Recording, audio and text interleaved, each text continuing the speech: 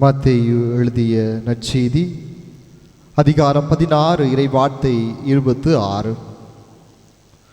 மனிதர் உலகம் முழுவதையும் ஆதாயமாக்கி கொண்டாலும் தம் வாழ்வையை இழப்பாரனில் அவருக்கு கிடைக்கும் பயன் என்ன? அவர் தம் வாழ்வுக்கு ஈடாக எதை கொடுப்பார்?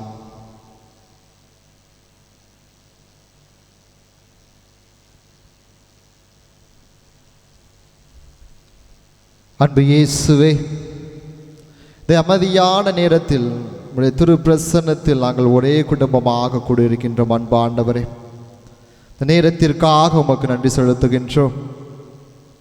இதோ நாங்கள் ஒவ்வொரு நாளும் ஒவ்வொன்றையும் நோக்கி ஓடிக்கொண்டே இருக்கின்றோம். பணம் வேண்டும், வீடு வேண்டும், கார் வேண்டும், நல்ல வேலை வேண்டும், பதவி வேண்டும், மரியாதை வேண்டும், இன்னும் பல எங்கள் வாழ்வில் எல்லாம் வேண்டும் என்று ஒவ்வொரு நாளும் ஒவ்வொன்றையும் நோக்கி ஓடிக்கொண்டே இருக்கின்றோம் ஆண்டவரே. ஆனால் இன்று நம் ஆண்டவர் நம்மிடத்திலே ஒரு கேள்வி எழுப்புகின்றார். இவற்றையெல்லாம் பெற்றுக்கொண்ட பிறகு உன்னையே நீ இழந்து விட்டால் என்ன பயன்? இவற்றையெல்லாம் பெற்றுக்கொண்ட எல்லா ஆசீர்வாதத்தை பெற்றுக்கொண்ட பிறகு நீர் உன்னையே இழந்து விட்டால் உனக்கு என்ன பயன் என்ற கேள்வியை நம் ஆண்டவர் என்று நம் ஒவ்வொரு இடத்திலும் கேட்கின்றார். அன்பு இயேசுவே, இந்த நேரத்தில் எங்கள் ஒவ்வொருவரையும் திருப்பாது தருகின்ற ஆண்டவரே, எங்கள் அனைவரையும் ஆசீர்வதியும். உலக பொருட்கள் நம் ஒவ்வொருவருக்கும் தேவை, ஆனால் நம் வாழ்க்கையின் அது ஒரு முக்கிய பங்காக ஆகிவிடக்கூடாது. பணம் நம் கையில் இருக்க வேண்டும் தான், ஆனால் நம் இதயத்தில் அது இருக்கக்கூடாது.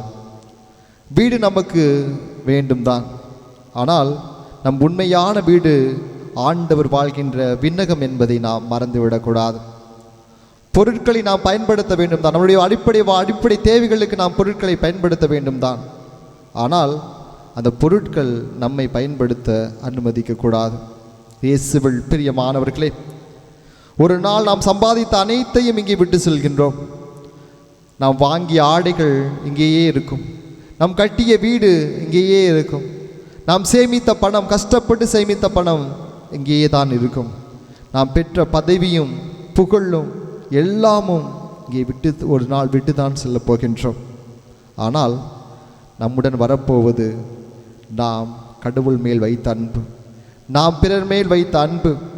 நம்முடன் வருவது நம்முடைய நற்செயல்கள். நாம் இந்த பூமியில் வாழ்ந்த போது நாம் செய்த நல்ல செயல்கள் தான் நம்மோடு வரப்போகின்றன.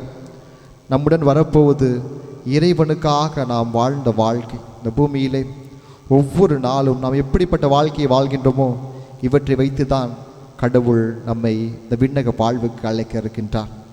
ஆனால் நாம் ஒவ்வொருவரும் விண்ணகத்தின்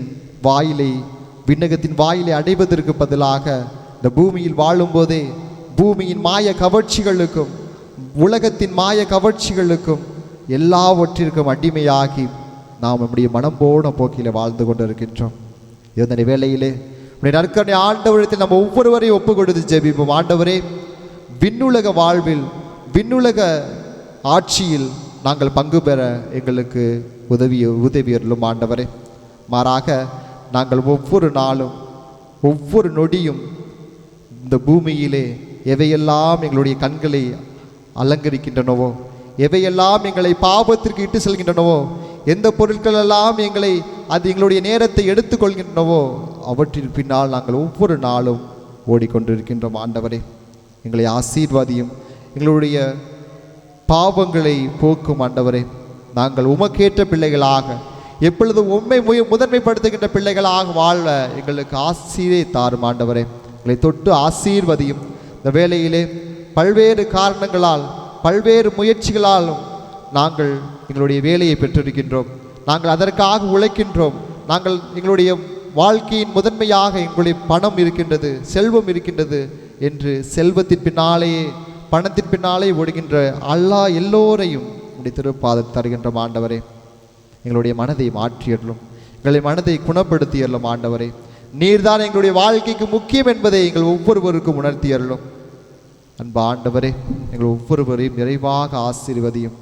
பணம் எங்களுடைய வாழ்க்கையில் முக்கியமல்ல, மாறாக நீரே எங்களுடைய வாழ்க்கையை மாற்றக்கூடியவர் என்ற ஒரு ஆற்றலை, ஒரு ஞானத்தை எங்களுக்கு தாரும்.